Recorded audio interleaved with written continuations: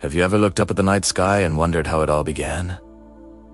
Oh, these vast, intricate universe came into being. For centuries, humanity has sought answers to this profound question. It wasn't until the 20th century that science gave us a compelling theory, the Big Bang.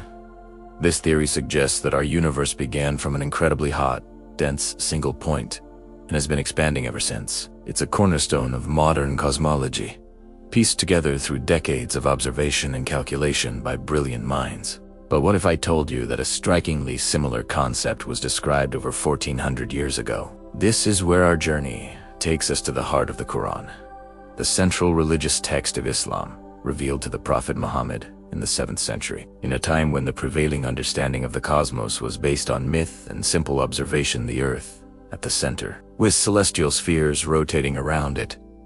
The Qur'an presented a description that is astonishingly resonant with modern science. Let's dive into the specific verse. In Surah Al-Anbiya, verse 30, it says, "Have those who disbelieved not considered that the heavens and the earth were a joined entity, and we separated them?" Let's pause and really think about this. The heavens and the earth were a joined entity. In Arabic, the term used is ratkan, which implies a single, sewn together,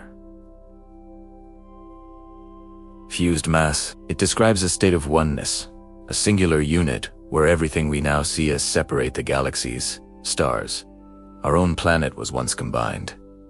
Then, the verse continues, and we separated them. The Arabic word for this separation is fataqna, which means we clove them asunder, we ripped them apart, we split them open. This powerful verb suggests a dynamic, explosive act of separation, an event that tore apart the initial singular entity and initiated the existence of the heavens and the earth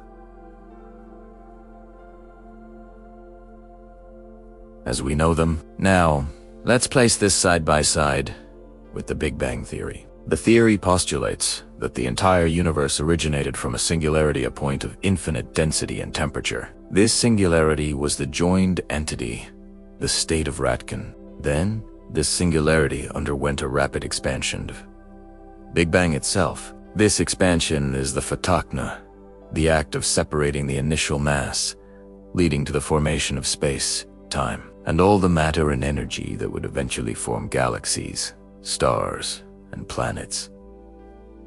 The parallel is not just vague, it's specific and profound. How could a text from 7th century Arabia, a time with no telescopes, no particle accelerators, no concept of astrophysics, describe the origin of the universe in a way that aligns so closely with 20th and 21st century scientific discovery? Skeptics might argue this is a coincidence or a reinterpretation of an ambiguous text, but the clarity of the language makes this difficult to dismiss. The words ratkan and fataqna aren't obscure. They describe a specific physical process, a fused entity being split apart. For the people at the time of the revelation, this verse must have been perplexing. They had no scientific framework to understand a universe born from a single point that was then torn aside. They accepted it as a matter of faith, a divine statement whose full meaning was beyond their grasp. It's only now, with the advent of modern cosmology, that we can fully appreciate the scientific depth of this verse. Let's explore the scientific evidence that supports the Big Bang, which in turn illuminates this Quranic verse. The first major piece of evidence came in the 1920s from astronomer Edwin Hubble. Using the powerful Mount Wilson Observatory telescope, Hubble observed that galaxies are not static. They are moving away from us. More importantly, the farther a galaxy is, the faster it's moving away. This observation, known as Hubble's law, was the first concrete proof that the universe is expanding. If the universe is expanding, it logically follows that, if we rewind time, everything must have been closer together in the past. If you go back far enough, everything must have been at a single point. This is the logical foundation of the Big Bang. The expanding universe is the ongoing echo of that initial separation. The fataqna, in action.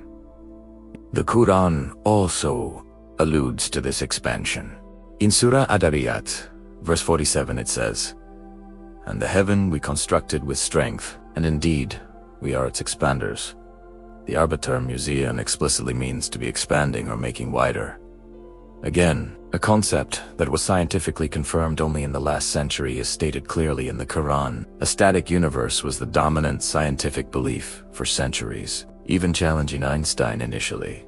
Yet the Qur'an described an expanding one all along. The second crucial piece of evidence for the Big Bang came in 1965, purely by accident. Two American radio astronomers, Arno Penzias and Robert Wilson, were working with a large radio antenna and kept detecting a persistent, faint background noise, like a hiss, coming from every direction in the sky. They tried everything to eliminate it, even cleaning out pigeon droppings from the antenna, but the noise remained. It turned out they had stumbled upon the afterglow of the Big Bang itself. This radiation, now called the cosmic microwave background radiation, or CMB, is the residual heat left over from the creation of the universe. It's like the faint warmth you feel from an oven long after it's been turned off. The CMB is a snapshot of the universe when it was just about 380,000 years old.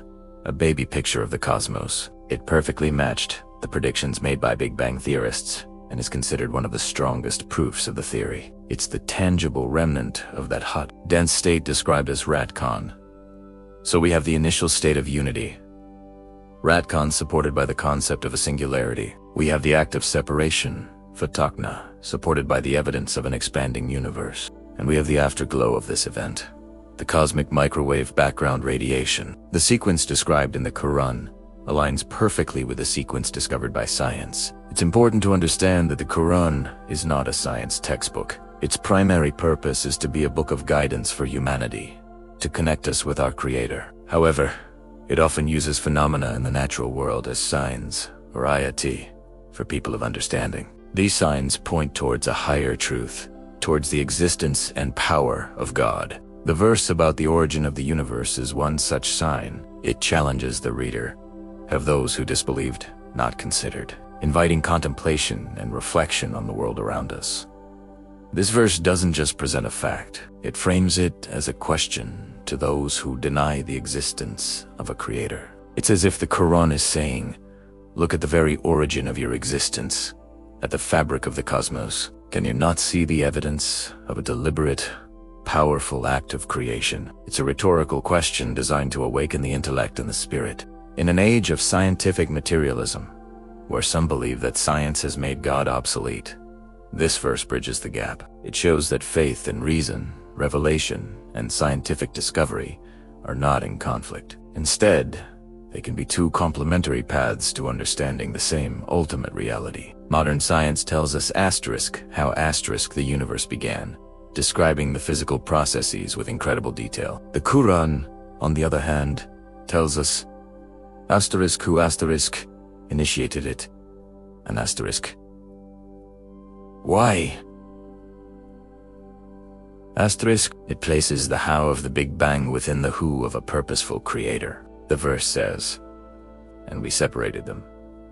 The use of the royal we in the Quran refers to God, emphasizing majesty and power. It attributes this cosmic event not to random chance, but to a deliberate will. So what does this mean for us today? It means that when a Muslim scientist studies cosmology, they are not stepping away from their faith. They are, in a sense, exploring the details of God's creation. They are uncovering the mechanisms behind the divine command. It also offers a profound sense of awe and wonder. To think that the very expansion of the universe, the unfathomable distances between galaxies, all began from a single verse revealed to a man in the desert 14 centuries ago is truly mind-boggling. It encourages a perspective where science doesn't diminish faith but enriches it, providing a deeper appreciation for the intricate and elegant design of the cosmos. This is not about claiming that the Quran invented the Big Bang theory. The theory itself is a triumph of human intellect and scientific methodology. Rather, it is about recognizing a remarkable correspondence that defies simple explanation. How could this knowledge have been present in the Quran so long before its discovery? Muslims believe the answer is simple.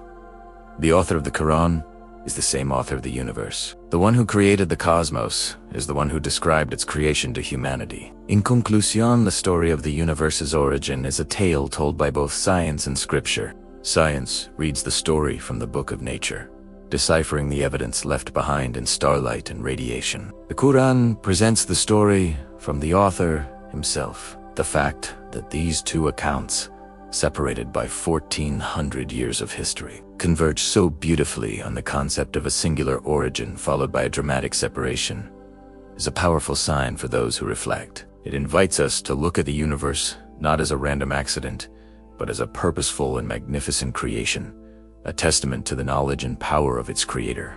Thank you for joining me on this fascinating journey through science and scripture. If you found this exploration enlightening, please like, share, and subscribe for more content that connects the dots between our world and the timeless wisdom of revelation. See you next time.